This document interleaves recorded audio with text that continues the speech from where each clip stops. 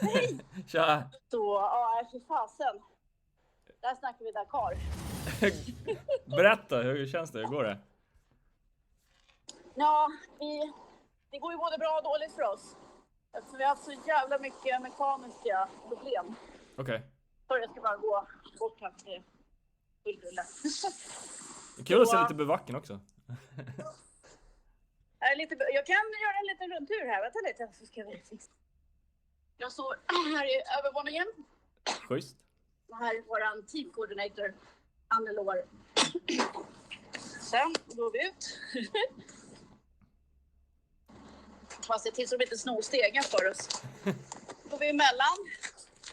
Här. Här har vi 3 bilar. Mm.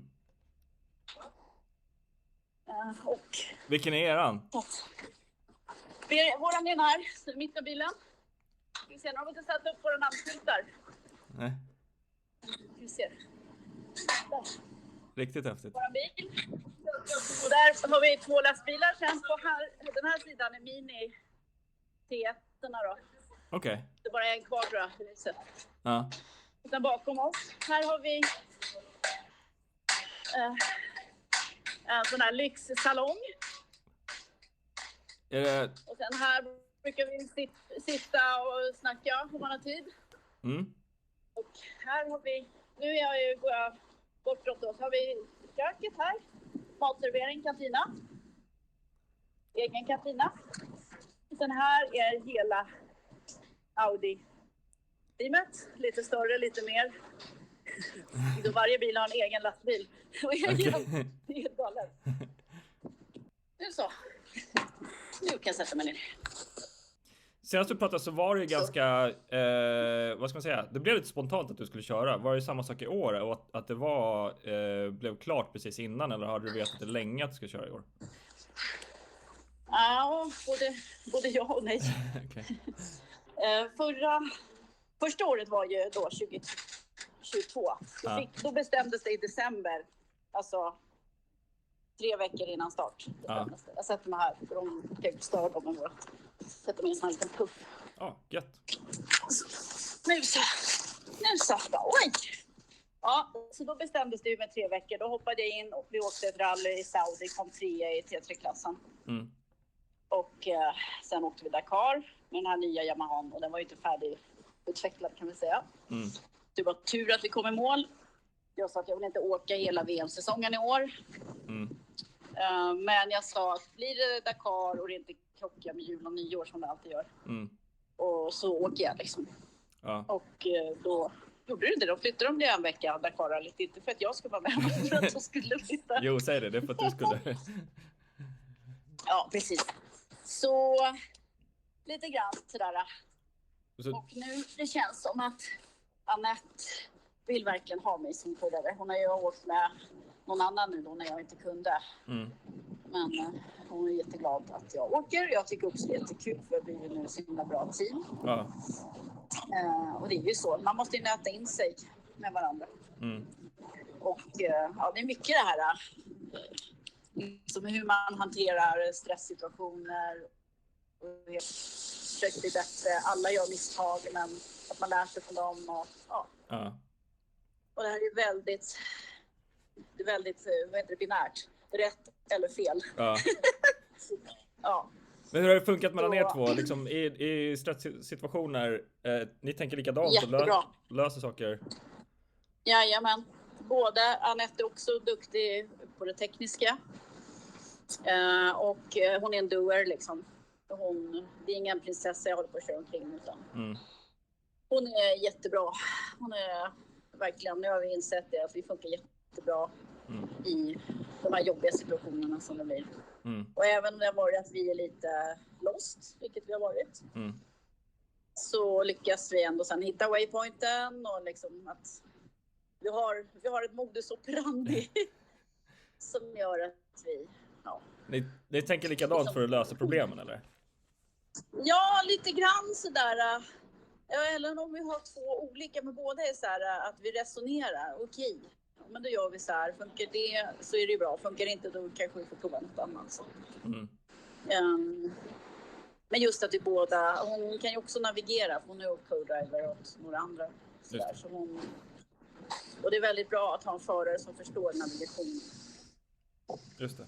Så att jag skulle säga att som team så, Annette och vi förstärker varandras styrkor och sen räddar varandras svagheter.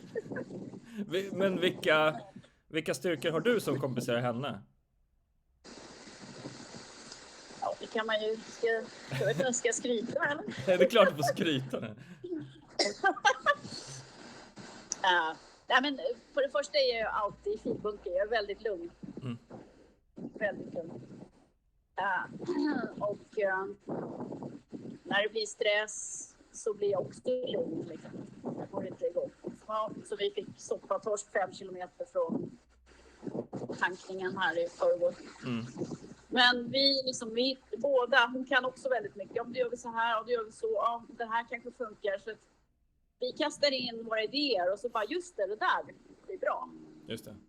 Den är ju, nu har hon blivit mycket bättre som förare. I början så fick jag coacha lite i körningen också. Hon har blivit jättemycket bättre sen första rallyt vi åkte ihop. Och jag tror mest att jag har den här mentaliteten att man blir lugn även i stressade situationer och man löser problemet utan att drabbas av panik eller stress eller sådär. Ja, det måste vara en jättestor fördel och har kunnat varit att du har kört så mycket måste innebära att du förstår hur hon tänker och vad hon behöver för information. Ja, precis. Jo, men så är det. Absolut. Och alltså det är ju egentligen den här tävlingen är ju egentligen erfarenhet är det som räknas. Det är hårdvaluta. Kul.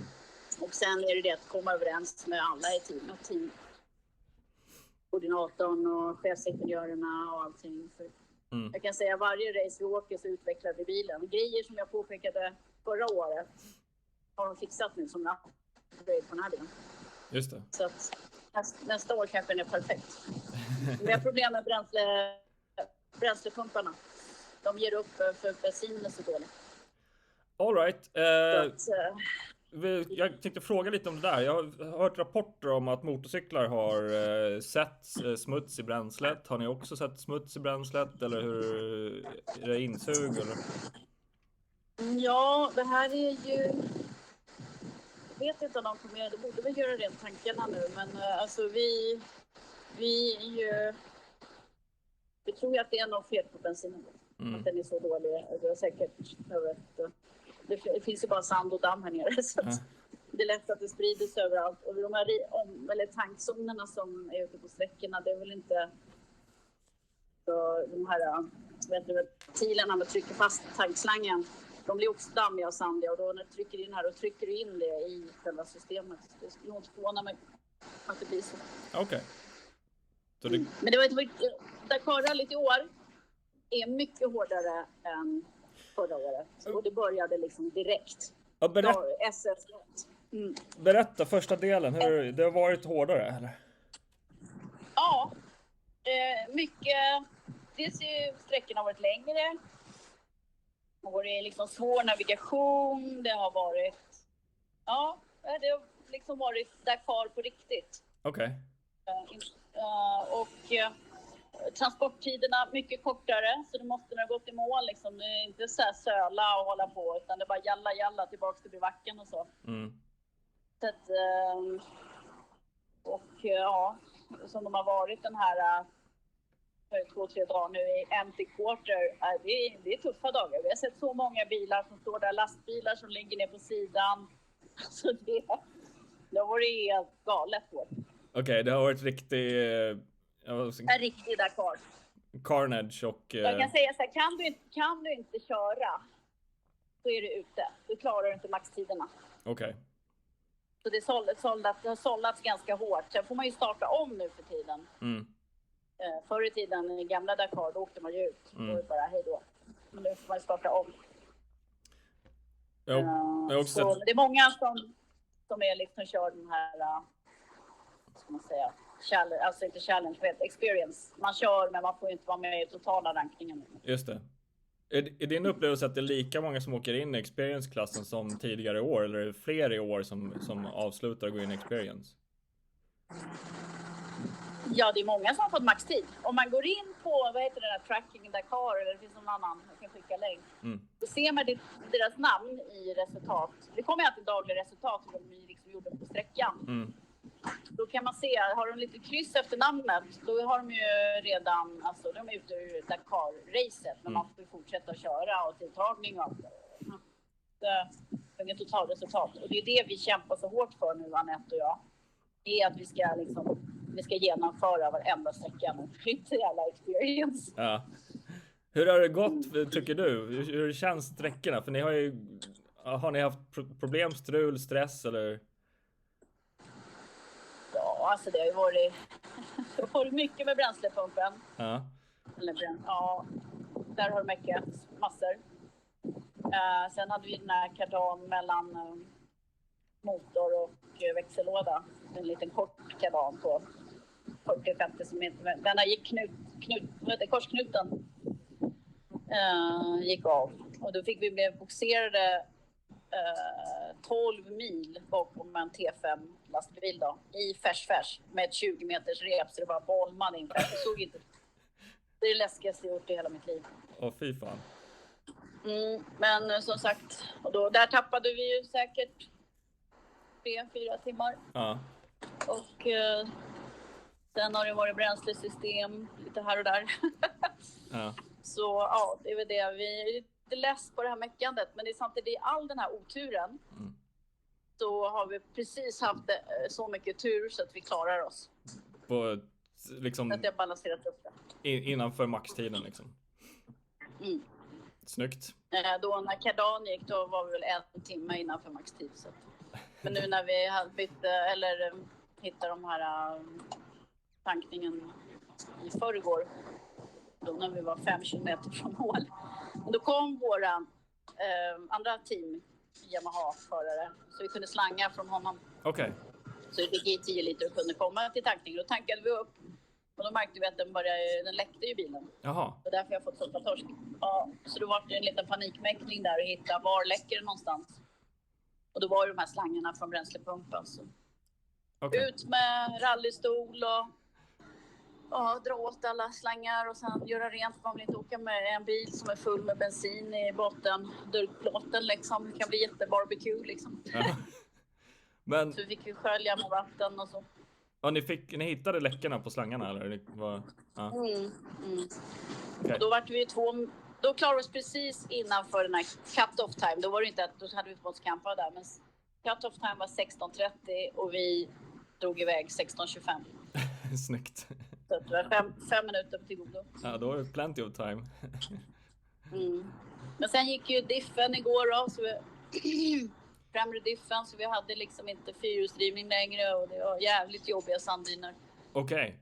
Men ni kunde och så körde vi fast. Ja, körde fast ut. Och då är det så här, jag har ju en grej, jag gräver ju aldrig. Okej. Utan jag domkraftar upp bilen. Okej. Jag lyfter den med domkraft och sen skottar man in sand under och sen sandplates. Okej. För att gräva loss en bil, jag menar, vad fan, lika mycket du gräver bort, lika mycket sand rinner det uppifrån liksom. All right. Det är ju helt värdelöst. Så jag jackar upp bilen. Okej. Och ni fick iväg dem på sandplates direkt eller? Här. Jag vet inte mycket. Tappade säkert en halvtimme nu. Okej. Men med sandplates så kom den iväg direkt eller? Ja, men sen var det så löst. Det var ju jättesvårt. Alltså, då körde jag Annett. Ja, inte där alla åkte, utan vi åkte rundade lite. Men sen skulle jag ju promenera upp den här backen med sandplates. Och jag kan säga, först så tänkte jag drar sandplates, snöra på dem. När jag skulle dra dem, då blev vi så jävla drivankar, så drog vi ner lite istället, så jag tvungen att bära dem för att komma upp över krönet. När jag kom upp över krönet så var det så. Då bara vek jag mig rakt över. Jag var så slut. Försökte åka så här snowsurfing. Vad heter det? Man sitter på surfbräda och åker ner. Men just det. Men har ni någon energi i bilen med några snacks eller någonting? Jag trycka i om ni blir Ja, helt... det har vi. Okay. Ja, det måste man ha. Så att efter det kan jag säga, då tryckte jag i med massa sån där powergel och vatten och så. Ja. Jo, det måste man ha. Hur är navigationen? Är den, det sägs att den är väldigt mäckig och svår i år. Ja, precis. Precis så skulle jag säga. Det är små. Alltså, vi missade en waypoint med 60 meter mitt i natten när vi åkte ner så här. Det var jättebrant. Och så var vi lite till höger för att det var ju där de flesta hade åkt. Det var jättemånga som missade den. Och på natten, det går inte att åka upp där och hämta den utan du måste åka runt jättelångt. Okay. Så vi bara, fuck it. Vi missade den. Ja. Men det är lurig navigation. Jag vet inte om du har läst någonting med Mattias Ekström sa ju också att de hade varit ute på picknick. Ja, jag har hört lite. Det betyder att då har de varit ute och snurrat lite. Ja, så den är svår. Jag har många förare som får tidsstraff, både motorcykel och bil, så att det märks att den är svår. På waypoints? Ja. Så ja, hittills. Jag tappade ju en waypoint där i förrgår, mitt i natten. Då var vi visste ju var den var någonstans, men vi kunde liksom inte nå den. För att när vi började åka ner, då lyste den upp. Men när vi är på väg ner, det finns ingen chans att snedda. Liksom. Det är såna här nerför backen. Då kanske klokare släppa den istället för att åka ner och riskera att man åker fast. Och så. Ja, alltså skulle jag upp där i sanddynamit. Du kan ju inte planera när det är på natten, för du ser ju inte tillräckligt långt. Du ser ju bara 100 meter framför dig. Det är jättesvårt. Har ni Men annars tycker jag tycker det är roligt liksom med att det är så hårt. Det passar mig ganska bra. Du tycker kul att se att sållar agnarna från vetet, eller? Det sållas lite kan jag säga. De senaste åren tycker jag, nu när jag gjorde comeback igen. Nu är ju mycket miljö verkligen ett riktigt bilteam, men så när man ser de andra teamen. Det är väldigt mycket som kanske alltid har varit, I don't know. Men det är lite... Det är lite... Inte det här Dakar-familj-kört, utan någon ska köra Dakar och då bara hyr man in en co-driver och plats i ett team och så kör man liksom med drive and drive. Och jag kan säga, mycket av dem sorteras bort nu. Ja. De som inte har riktigt det Dakar spirit, team spirit, man hjälper varandra och så. För här måste det är nästan, är du amatör, men jag åker ändå fabriksteam och vi hjälper våra andra kollegor liksom. Och det här Dakar verkligen sållar de som har the real Dakar spirit. Så du är nöjd över Casteras prestationer? Ja, alltså jag önskar ju bara att det inte var mycket mäckning. Vi har tappat, jag vet inte, 5, 6, 7 timmar redan. That's how it is. Ja, men det hör väl till också att det ska vara lite saker som, jag menar, det är delvis research and development racing, eller? Precis, ja, jag brukar säga egentligen vad man ska bygga en Dakar-traktor. Det här är traktorracing, för det är så jävla, det är så himla hårt. Våra bilar, vissa grejer är ju lite, man bara, hur fan ska det här hålla Dakar? De byter ju varje dag det där. Alltså. Ja. Så att, när man åkte motorcykel, då bryter man ju drivpaket halvvägs.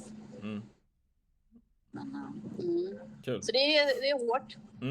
Här kommer min driver. Vill du prata med henne också någonting? Ja, kul att säga hej.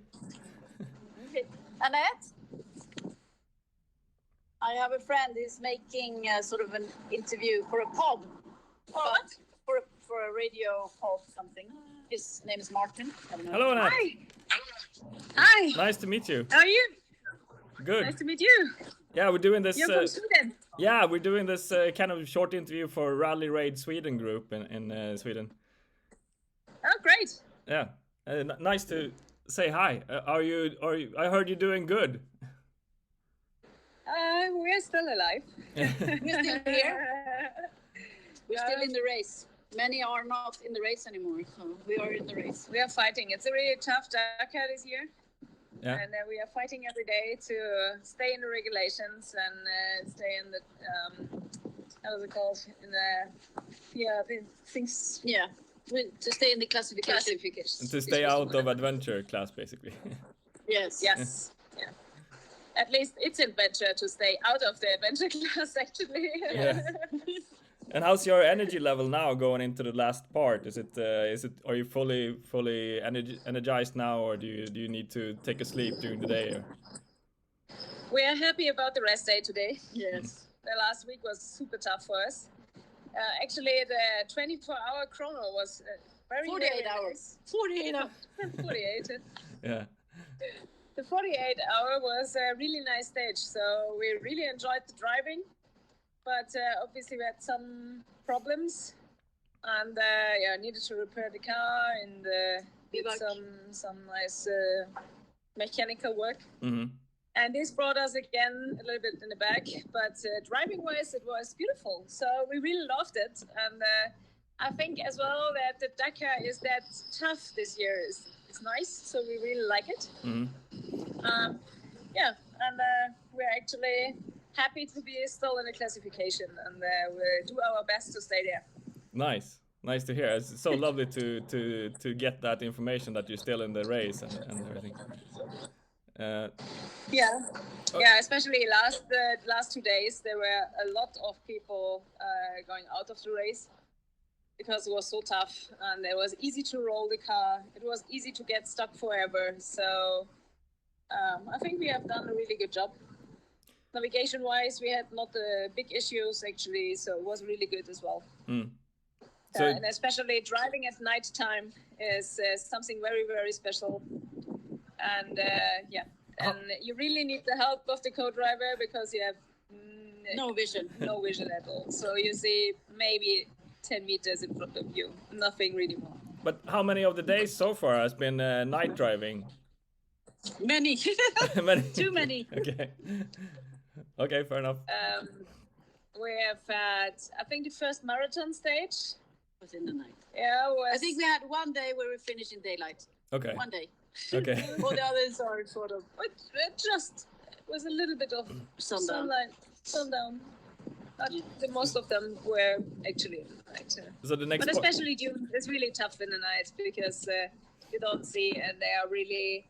Yeah, high dunes. It's not easy ones. Not like motocross dunes. They're really like mountains in front of you, really steep sometimes, and you need to find somehow the best way to climb it up. So the strategy moving forward is going to be trying to catch the sun all the time.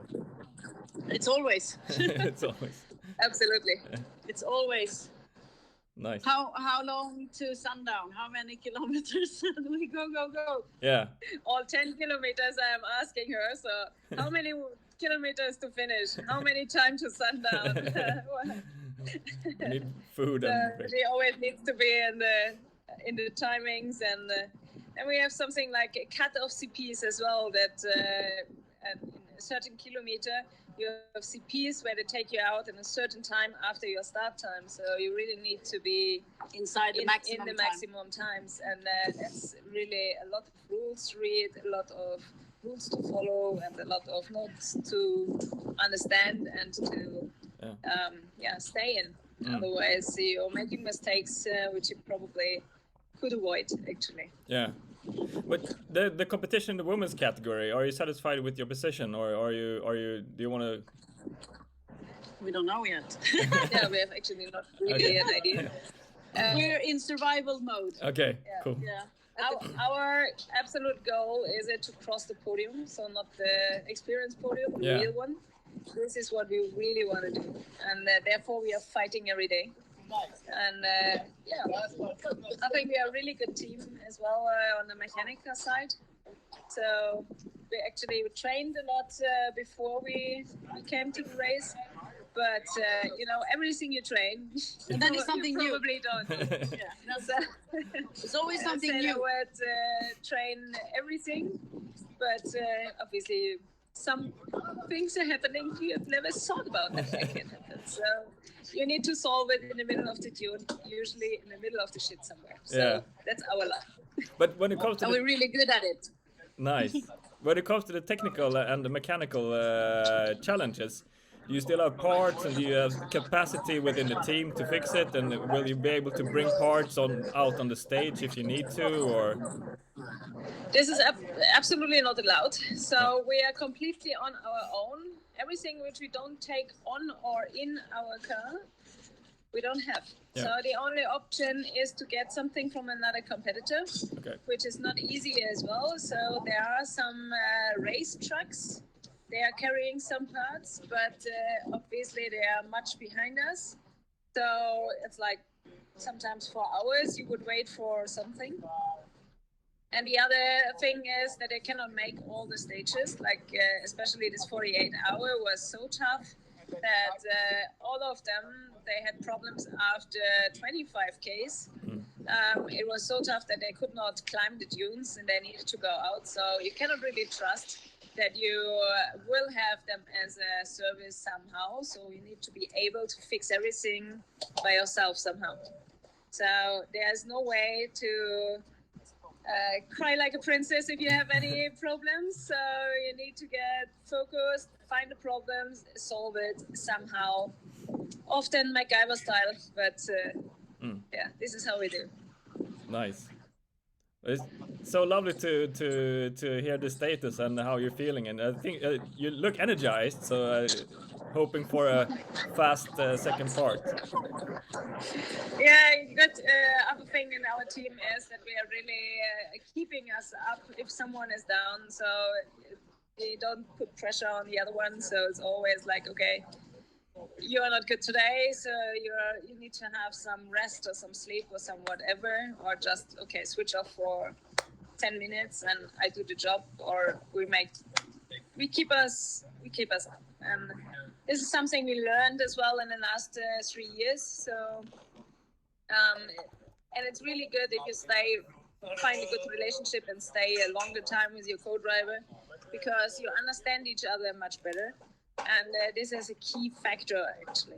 So, it's not always about the good points. So everyone can be good if it's easy and just driving and just going as planned and everything. Then everyone. But that is never happening. So it's always something which is going on, which you have never thought before, and which you were never thinking that it could happen.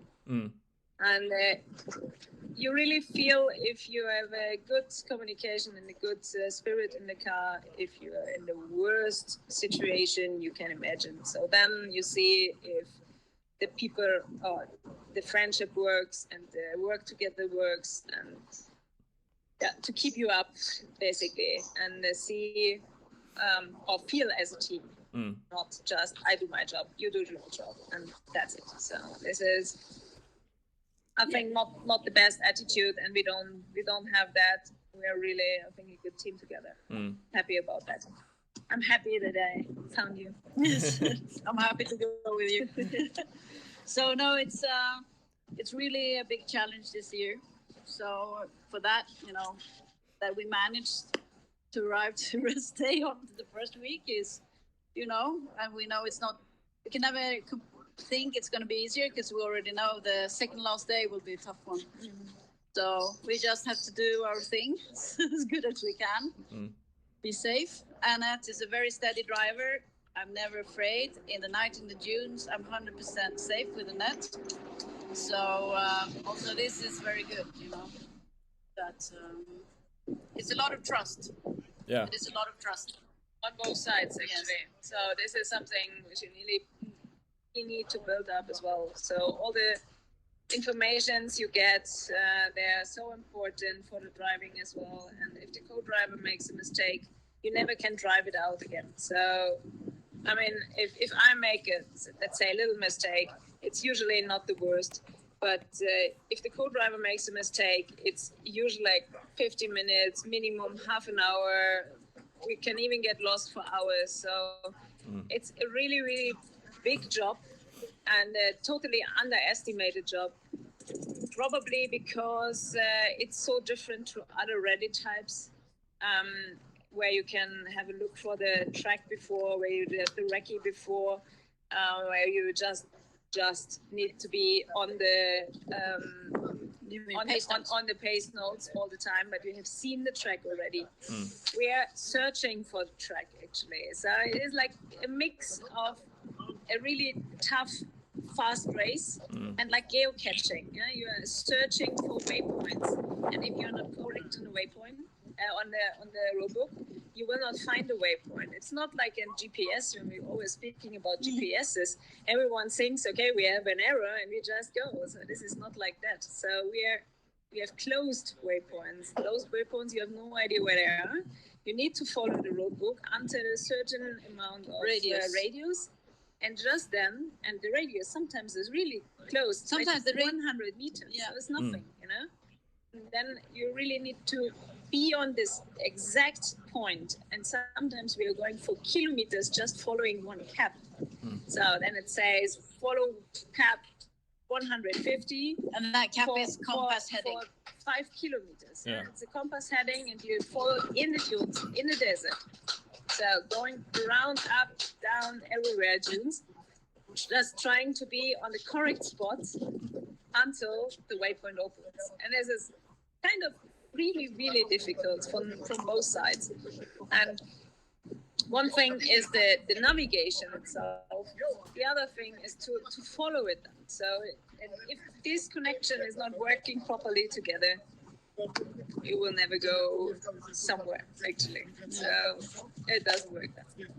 Where do you find your team energy from? Is it from team energy? Yeah, is it from competition, or is it humor in the car, or is it from seeing others? You're beating others on the track, or is it? Good question. Sometimes we are asking this ourselves. Okay. In the car, like, what the hell we are doing here and why? Because we love it. It's always our answer. Somehow, I think we not just love it, we live it. So this is something which is we are on the same spirit mode, let's say, even if we have big problems and we are not on the top way up anymore, we still never give up. So, and this is something I think you need to bring this somehow with you. Otherwise, those kind of races would not make any sense for you. So, to find always the motivation to go the next morning is sometimes very bad, actually, especially if you don't have a lot of sleep, if you had a lot of problems, to go again and to find a motivation to make a good pace. It's not an easy one, but usually, I mean, you know, maybe it's the helmet itself. You put the helmet on and it's a race mode. Huh? It's kind of, you need to be born as a survivor and racer, I guess. And also, I guess the adventure feel of everything, I guess that's part of the game. Definitely. And to find I mean, I think I'm really proud that we managed everything last week. So I don't want to give up.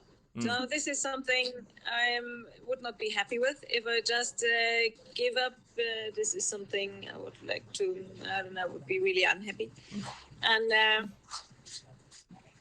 if you manage a situation which is really bad, it doesn't matter in which position you are still, but you overcome all the obstacles, this is still a really good feeling. And it is a challenge on your skills, it is a challenge on your mentality, it is a challenge of everything, on your fighting spirit, of everything. And it's, I actually like that as well. So yeah, it's also, for me, it's the adventure side of the Dakar. So, and even when it's really shitty, tough, we try to have fun in the car. I mean, nice. Crazy fun in a way.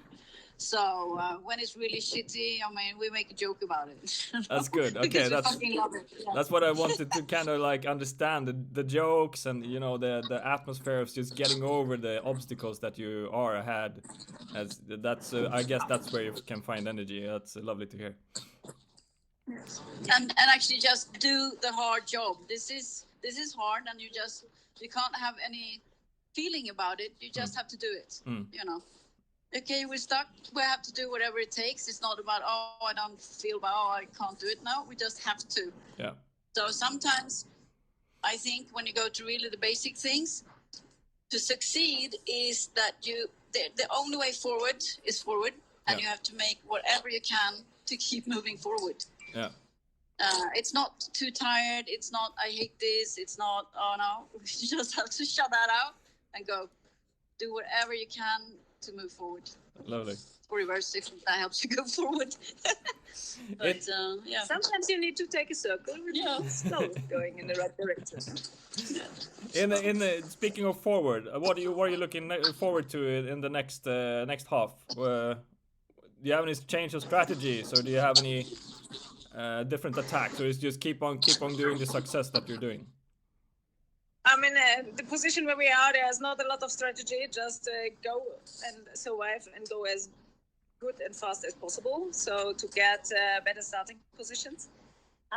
This is very important actually, because you are very often in the dust of other cars or trucks, as we are just starting in a 30-second rhythm, which is very tight. Very, very tight, and you're always in the dust of other cars. So it is very good to go in the front, and our strategy was already that we take the 48-hour stage for getting a better starting position, which didn't work out because of the mechanical issues. But in the end, I mean, it comes like it comes, and we make the best out of it, of any situation we are facing. So this is what we do. I want to say to all the Rally Raid Sweden, fans and whatever, this is, for many, it's a dream to do this, and I can tell you it's a very, very tough dream to actually do. It looks so nice in the photos and from the helicopters and stuff, but down in the shit, it can be hell. It can be totally hell. So if you want to do this, you really need to prepare everything. You need to know your mechanics. You need to know your own limits.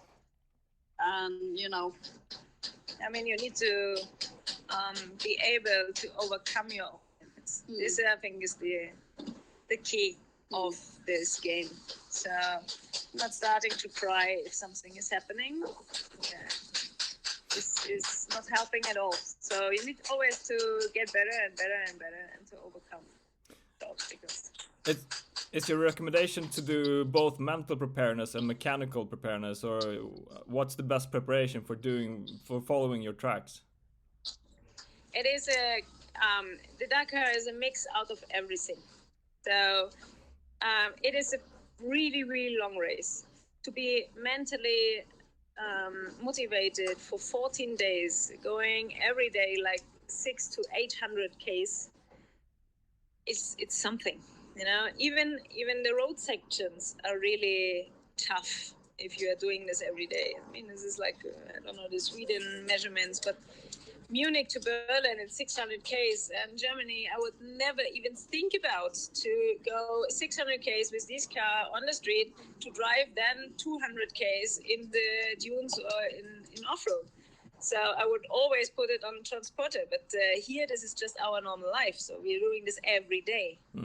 And even after the stage, you are totally tired. You need to go still 100-200 kilometers to the bivouac. And you need to bring the car as soon as possible, because time limits are so short. Yeah, and the guys, they need to work on the car, they need to service the car. This is very important as well. So it's demanding for everyone. It's demanding for the service, demanding for us. It is really, really tough. So from the mental side, it's really important to get prepared for that. And it has nothing to do with any championship of any country. It is completely different. This is something you really need to be prepared for. It can be a dream. It is a nice dream. It was our dream. It is still our dream. But it is a tough one. And this, you need to overcome your own limits. This is, I think, it's the only good advice I can give. And for sure, mechanical work is very, very important as well. Yeah, as and always is something happening. I can the guys that have done all the other rallies, like Abu Dhabi or whatever, Bajas and stuff, Tunisia, Morocco. And I was the same before I did my first Dakar. I was thinking, what about Dakar? It's just twice as long, and that's nothing. But, it's not twice as long in numbers. It's in all the other, it's the weight the pressure of the mentally, and the pressure mechanically. There's no time for recuperation really. So it will wear you down. And this is why the second half is so much tough, because normally the race is finished now in the shorter. It was already finished 3 days before. So the most of the races are 4 to maximum 5 days. And this is as well tough. But compared to the Dakar, all the World Championship races are kindergarten. So it's really, really short. And the Dakar is really, really tough. Would you say to the Swedish fans that the Dakar again has become the challenge that it holds the reputation of having? Definitely. Yeah. Definitely. There's no. This is how it should be like now. This is what we're paying for. We're paying for suffering. Yeah. Actually. Yeah. Organized suffering. Yeah. So the possibilities that you're having of driving the Dakar, the crown jewel, you can't even compare that to other current African rallies, or do you still think that this is the crown jewel? Absolutely. We have done now in the 40-hour stage, 48-hour, 500 dunes, 500 or 600, I don't know, something like that, of dunes. Sleeping in the night in the desert with nothing, then a sleeping bag, military ration of food, and a tent. That's it. So it is a really basic thing, even if this is just 1 or 2 days, but it is hard. And on those days, you need to fix your car, service your car by yourself. So we went to bed like 1 o'clock and get up at 6 o'clock again. So then have another 400 kilometers to go. This is really tough. And it was just dunes. There was nothing else. So it's not like, okay, I'm going for 100, like just on track. And then I have a little dunes. No, it's dunes, the whole time. And it's physically tough. So you need to be really fit, and it's mentally tough. And it's tough for the car. You need to take care of the car, because as good as the cars are prepared, it is really, really hard on the cars as well. That's I'm still astonished by your atmosphere, your attitude, and that you're actually living the dream. It's an honor to have a chat with you. Thank you for calling. Yes, it's so nice. Thank you so much, Annett, for dropping by. Do you want to, Annie, say some last words in Swedish to the Swedish fans? Okay, yes. Ja, vad ska jag säga? Att Dakar har kommit tillbaks till lite mer som originalet faktiskt. Ett tag känns lite som sprintrace, men nu är det på riktigt. Nu är det tuffa, långa sträckor. Och just det att vi campar där ute utan service och sånt. Jag gillar ju det, fast att det är ju farligt, för man riskerar ju att köra sönder något och vara ute ur racet. Men det är så här det ska vara. Och det gör också att man kan inte sprinta sig igenom Dakar, utan man måste ha en strategi och spara bilen och sig själv. Så att, för mig passar det jättebra, även de här senaste nätterna har varit trött och vi har meckat och liksom tappat mycket tid. Men som vi känner, vi är fortfarande i racet och det är det vi kämpar för. Det är det som är det. Så på sista veckan nu då, så att vi verkligen når vårt mål. Jag ska bara säga att alla ni får heja på oss nu så att vi kommer i mål sista veckan. Vi hejar fullt ut och vi kommer absolut följa alla tidtagningar hela tiden och kolla så att sista veckan går glorious. Det är det vi behöver. Precis, skicka energi. Tack så jättemycket, Annie. Yes. Tack så jättemycket. Okay. Unfortunately, I cannot say anything in Swedish. No, thank you so much, Annett, for having a chat with us, and good luck. Take care and drive fast and safe. Thank you. Thank you. Bye. Take care. Bye.